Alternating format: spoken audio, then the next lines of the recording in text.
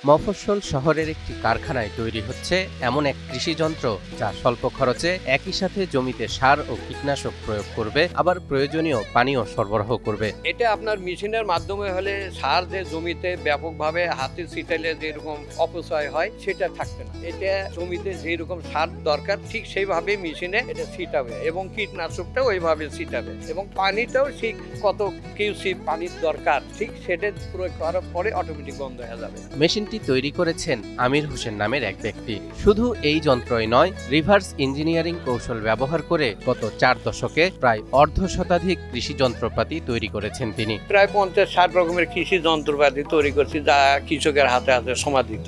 আর আমি যেগুলো তৈরি করেছি দেখি বিদেশিকে ফলো করি যে এই মেশিনগুলো আমাদের দেশে তৈরি করতে পারলে কৃষক ভাইরা সহ যেগুলো আদার্স যেগুলো ভাইরা আছে তারা দ্বিগুণ ফলন সহ উৎপাদন বৃদ্ধি করার একটা সহজ পদ্ধতি তারা পাবে আর কি। যে কোনো যন্ত্র একবার দেখলেই তিনি তা হুবহু তৈরি করতে পারেন। এ কারণেই বিদেশি নানা ধরনের কৃষি যন্ত্রপাতি স্বল্প খরচে কপি করে কৃষকদের মাঝে পরিবেশন করেন তিনি। এতে করে একদিকে যেমন কৃষকদের উৎপাদন বেড়েছে, অন্যদিকে কম টাকায় উন্নত মানের কৃষি যন্ত্রাংশের সুবিধাও মিলছে। বিদেশি যন্ত্র আছে এগুলো আমি অবিকল তৈরি করি অনুকরণ করে।